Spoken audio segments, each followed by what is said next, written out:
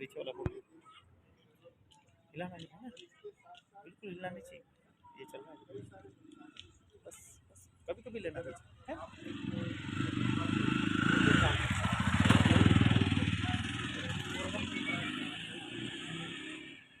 कई बार बचाव भी होता है, तो मोबाइल की वजह से बचाव भी हो जाता है। एक मेरा मित्र दिल्ली में जा रहा था, तो उसके वो कभी भी ऊपर की जेब में मोबाइल नहीं रखता, और मोबाइल रख के और गाड़ी से जा रहा था, तो आगे टेम्पो जा रहा था जिसमें लोहे की सभी हो या रोड पड़ेगा, उसने ब्रेक लगाया, क्या मालूम क्या हुआ, तो जैसा निकला जैसा उसके ऊपर आया, तो मोबाइल जो पड़ा था उससे आके वो टकरा है, तो उससे वो बच गया, नहीं तो शायद उसको बच भी नहीं सकता। या आप कहीं जा रहे हो, आपके साथ कुछ होने वाला है, काला है तो बोला दबा, अगर आपका कोई या रिश्तेदार आपको सूचना दे दे तो आप किस तरह पहुंच जाओगे यहाँ सावधानी से बचें। और कई बार ये भी होता है कि आप उधर गए और किसी ने ये बता दिया कि ये आदमी इनके पास पैसा है या फिर है, तो वो आपके साथ धोखा भी हो सकता है। तो मोबाइल या हर साधन से सुविधा भी है और असुविधा भी है ना। जैसे हम गर्दन ले लो, गैस है या कई सारे बिजली है, इनसे कितनी सुविधा है कि नहीं, क्योंकि पहले हम चूल्हा से खाना बनाते थे, धुएं से हमारी आंखें खराब होती थी, है ना, और सांस के साथ अंदर जाता था तो की बीमारियां भी होती थी, पर उसके लिए क्या किया, गैस आया, तो गैस से सुविधा हो गई, सस्ती हो गई, धुआं रहित हो गया। पर इससे नुकसान क्या है, जिस दिन अगर वो गैस कनेक्शन से कहीं गैस लीक हो गई और उसने आग पकड़ ली, तो उस दिन हमारे बचने की संभावना बिल्कुल खत्म हो जाती है। तो हर चीज के दो पहलू होते हैं, जितने साधन से हमें सुविधा भी मिलती है, आराम भी मिलता है और दुख भी मिलता है। आज मोबाइल आया है ना, मोबाइल की एक तरह से पहले तो ये बड़े लोगों की शान हुआ करता था, आजकल जो ना समझ बच्चे हैं उनको भी मोबाइल चाहिए, है ना, और कई घरों में तो छोटे छोटे बच्चे हैं, उनको अगर दूध पिलाओ या कुछ खिलाओ खाते नहीं है, आप जब तक उसमें वीडियो चला के उसके सामने नहीं रखोगे, और शुरू तो जब वो उसकी आदत नहीं होती ना, तब तो माँ बाप उसको दिखाते हैं, और जब वो देखने की आदत हो जाती है तब उसको बंद करने की कोशिश करते हैं। तो ऐसा हर आदमी को बुरा लगेगा, है ना। आज अगर आप कहीं जा रहे हो, कोई आदमी आपको या कहीं पे भी जाते वो चाय पिला रहा है या नाश्ता करा रहा है ना, तो आप उसके यहाँ जाने में क्या चलो चलो चाय पियेंगे नाश्ता करेंगे, और अगर उसने जैसे 10 दिन किराया 11वें दिन अगर आपको कुछ नहीं पूछा, तो आपको अच्छा लगेगा या बुरा लगेगा, है ना, बुरा लगेगा। तो वही चीज हमारी मोबाइल से भी है, अब हम सबकी आदत हो गई, अगर एक दिन रिचार्ज नहीं हो तो उस दिन कैसा लगता है, अच्छा फील होता है आपको, है ना। हम घर वाले जो भी रिचार्ज कराने वाले उन सबको परेशान कर देते हैं, हमारे खाते में बैलेंस खाता में बैलेंस हुआ है ना, वो क्योंकि हमारी आदत हो गई और हमारे जो कई सारे काम है उसी के ऊपर चलने लग गए, इसलिए नहीं तो हम रुक जाएंगे क्या, नहीं तो फिर क्या ये दिक्कत होगी कि हमारे सारे काम रुक जाएंगे। तो आजकल इसके साथ साथ क्या हुआ कि सरकार ने भी काम शुरू किया। पहले जब शुरू में आपको याद है नहीं है, भारत में जब कंप्यूटर लाया गया था, अमेरिका गया था अपने यहाँ का प्रधानमंत्री राजीव गांधी, और वहाँ से कंप्यूटर लेके आए थे, तो लोगों ने विरोध किया था, अरे लोगों का काम छूट जाएगा, लोग बेरोजगार हो जाएंगे, 10 आदमी का काम एक आदमी एक मशीन कर लेगी। पर आज जब वो आई तो हम देखते हैं कि कितने लोगों को रोजगार भी मिला है ना। आज देखो कई सारे सॉफ्टवेयर इंजीनियर है, तो कोई कंप्यूटर ठीक करने वाला है, तो कोई मोबाइल ठीक करने वाला है, तो दोनों पहलू है ना।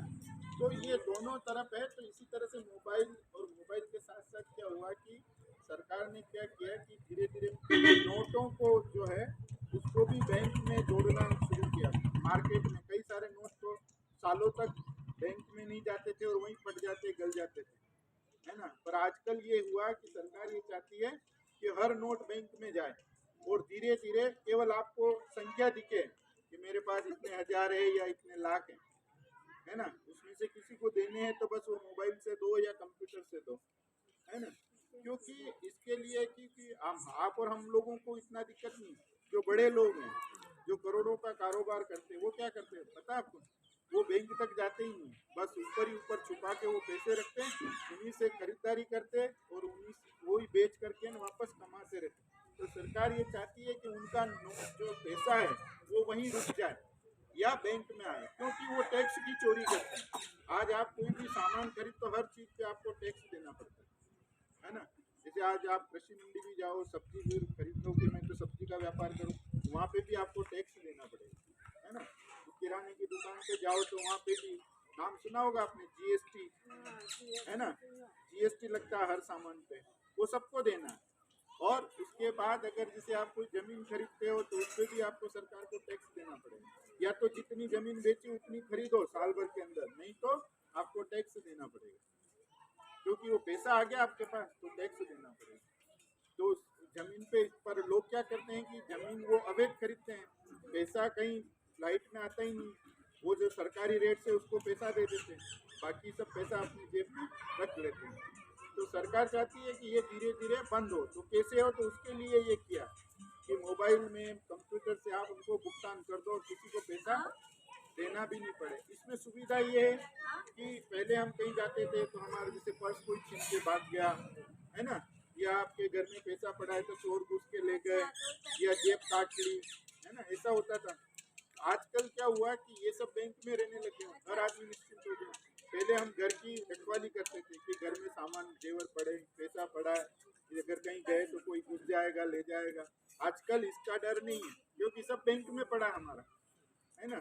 तो लोगों ने क्या किया, अब चोरी घर पे नहीं करते हैं, वो सीधा बैंक से ही आपका पैसा चुरा लेते हैं, है ना।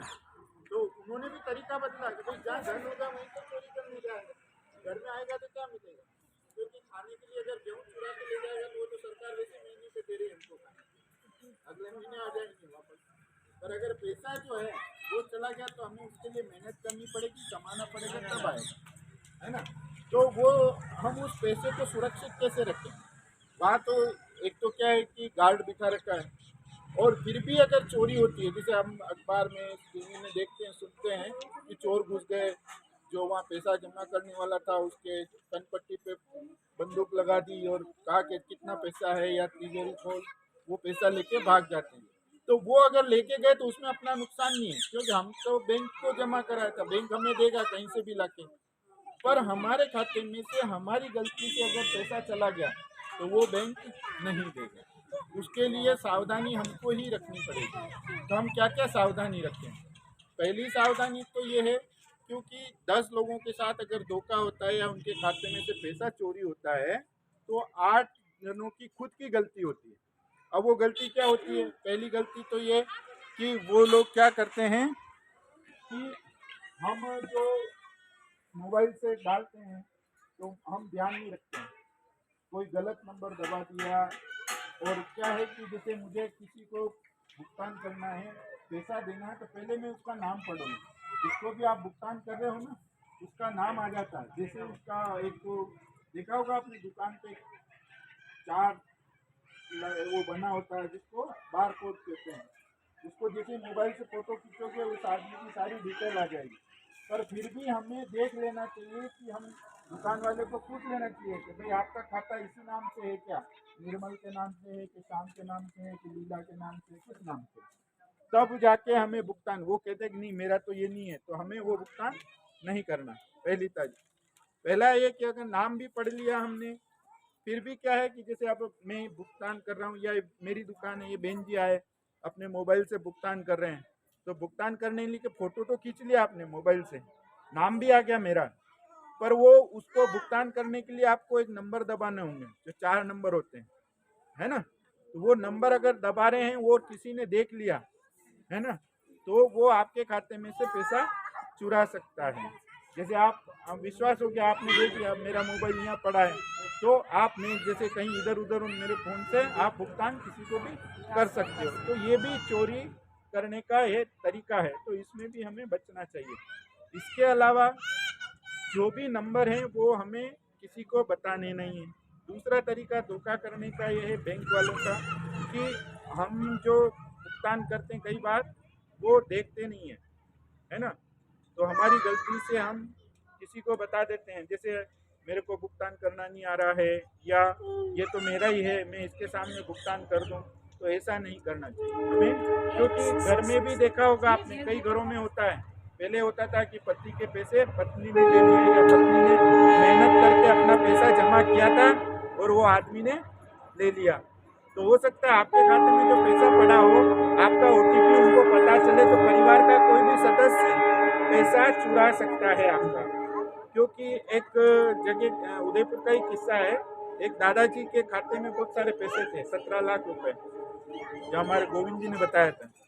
तो वो पोते ने क्या किया, उनका नंबर देख लिया और उनकी सिम निकाल के अपने उस मोबाइल में डाल के और पैसे अपने खाते में डालता रहता है। दादाजी यूँ समझते थे कि ये पोता बहुत अच्छी कमाई कर रहा है इसलिए इतना खर्चा कर रहा है, माल आ रहा है।